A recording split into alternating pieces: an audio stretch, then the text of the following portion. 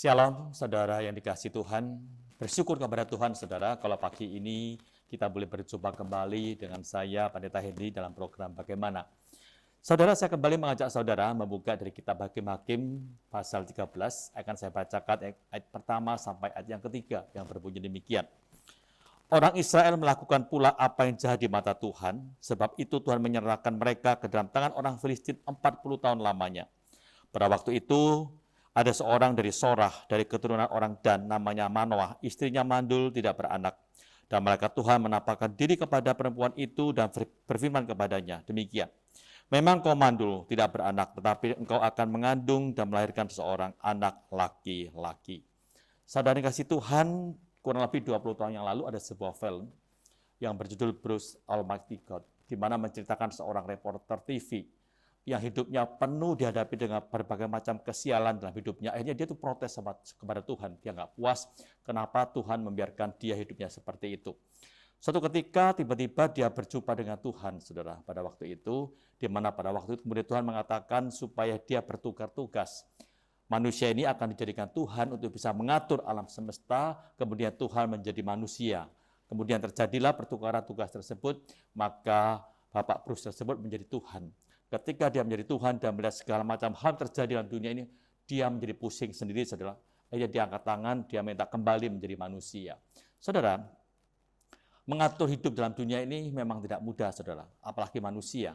Itu sebabnya kalau kita lihat, pekerjaan Tuhan itu memang tidak mudah juga ketika menghadapi ulah manusia. Jangankan manusia yang begitu banyak dalam dunia, menghadapi orang Israel saja, saudara, Tuhan mungkin bisa merasa pusing. Coba kita lihat, saudara, kalau kita baca secara runtun kitab Hakim-Hakim, kita melihat orang Israel itu senantiasa waktu mereka dihukum oleh Tuhan, mereka begitu tersiksa, mereka kemudian minta tolong Tuhan, kemudian kasih-Nya Tuhan membebaskan mereka dari segala macam penderitaan. Tuhan mengutus hakim-hakim untuk bisa menolong mereka bebas dari penjajahan. Dan itu terulang terus-menerus, saudara. Ketika mereka itu mendapat hakim-hakim, mereka bebas, tapi setelah hakim-hakim itu meninggal dunia, mereka kemudian jatuh dalam dosa penyembahan berhala, mereka meninggalkan Tuhan kembali. Dan itu terus terjadi. Sampai-sampai kemudian Allah itu marah kalau kita baca, saudara, dalam pasal 13 ini ayat 1, di mana pada waktu itu dalam kemarahannya, Tuhan langsung memberi hukuman, mengutus bangsa Filistin untuk menjajah orang Israel selama 40 tahun, saudara. Kalau kita menjadi Tuhan, saudara, bagaimana sikap kita? Mungkin sudah lama kita membinasakan manusia. Itulah kita, tapi Tuhan berbeda. Dia penuh kasih, saudara. Ketika Tuhan menghukum umat manusia, tujuannya bukan untuk membinasakan, tapi memberi peringatan pada manusia, supaya manusia itu boleh bertobat, kembali menjadi orang benar, kembali menjadi anak-anak Tuhan. Itu keinginan Allah.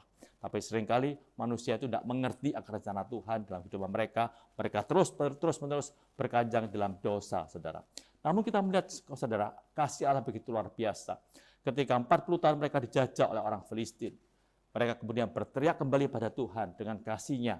Allah merencanakan untuk menolong umat Israel pada waktu itu. Dia mengutus malaikatnya menemui seorang ibu yang bernama istri dari ibu Manoah, di mana pada waktu itu dia tidak bisa hamil, dia mandul, namun karena anugerah Allah akhirnya ibu ini bisa mendapatkan anak, di mana pada waktu itu malaikat mengatakan engkau akan mengandung dan anakmu akan menjadi seorang nasir. Terima kasih Tuhan. Apa yang kita bisa pelajari dari renungan kita pada pagi hari? Yang pertama, kita jangan kemudian suka berbuat dosa. Kita sudah mendapat anugerah keselamatan dari Tuhan, kemudian jangan menyalahgunakan keselamatan tersebut untuk berkajang dalam dosa.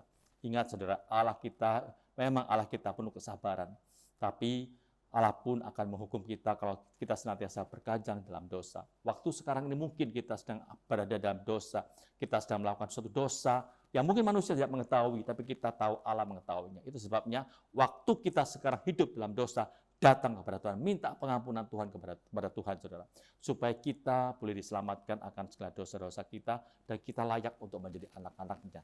Yang kedua, kita bisa pelajari di hadapan Allah itu tidak ada yang mustahil. Seorang ibu istri Manoah itu yang tidak bisa mengandung, yang mandul, tapi karena anugerah Allah, Allah bisa membuat dia itu mengandung, bahkan melahirkan seorang nasir yang akan dipakai oleh Allah untuk membebaskan orang Israel dari perbudakan atau dari penjajahan orang-orang Filistin pada waktu itu.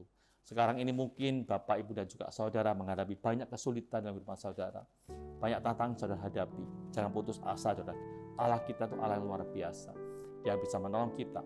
Dia bisa membebaskan kita dari segala macam kesulitan kalau kita betul-betul datang kepada Dia. Yang penting, saudara, kita mohon pengampunan dosa kepada Tuhan, supaya kita senantiasa hidup seturut dengan firman-Nya, hidup kudus di hadapan Allah.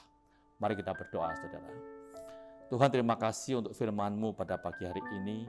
Biarlah kami senantiasa belajar untuk hidup kudus di hadapan-Mu, Tuhan. Ampuni Tuhan kalau selama ini kami seringkali melakukan dosa yang sama, berulang-ulang kami melakukannya.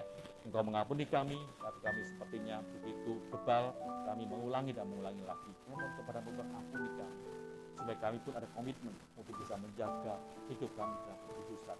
Karena kami tahu kalau kami hidup dalam kekudusan, maka Engkau pun akan mendengar doa-doa kami. Tuhan, tolong kami, dan kami juga senantiasa percaya pada kekuasaan-Mu, kekuasaan-Mu, Tuhan. Waktu kami menghadapi kesulitan, kami senantiasa boleh bersandar pada pertolongan Tuhan, karena kami tahu seperti Engkau menolong Ibu Manoah, maka Engkau pun akan menolong kami kalau kami betul-betul bersandar kepada Engkau.